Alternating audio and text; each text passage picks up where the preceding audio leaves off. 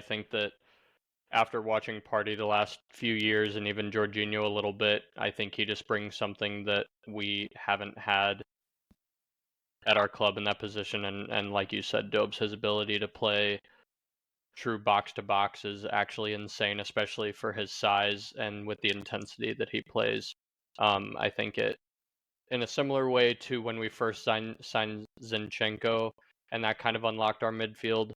Um, Rice, did something very similar, but I'd argue to an even greater extent, just unlocking the way that other players in our midfield and all around the field No, and the can timely play. goals too. He scored Yeah, big goals this year.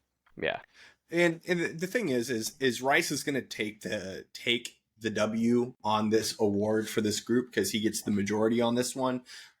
There's been two players that I can think of in like recent history that maybe three that have been that expensive, that have been worth it, that have played exactly the way that you want. Declan Rice is one of them. So he played really well, but I just don't think for me when I look at it is who gets the best transfers. He didn't really elevate that team in the sense of they didn't take him from any different position. And granted, it's hard to go from second to first. I get it, but Cole Palmer coming in and doing what he did, I think that it's hard to ignore that.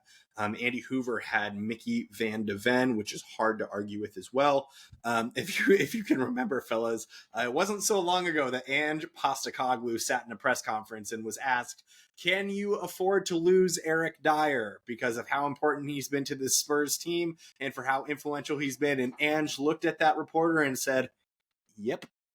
Because of Mickey Van de Ven, I am so excited to watch him ball out at the Euros and to see what he brings. But 3 votes for Declan Rice brings our best transfer of the season to Declan Rice. Worst transfer on the opposite spectrum,